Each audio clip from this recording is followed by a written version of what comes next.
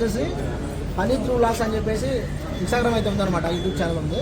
So మీరు కూడా subscribe చేసుకోండి, అలాగే లైక్ చేసి ఇలా ఛానల్ ఫాలో చేయండి. మళ్ళీ కలుగుతాం. Bye bye.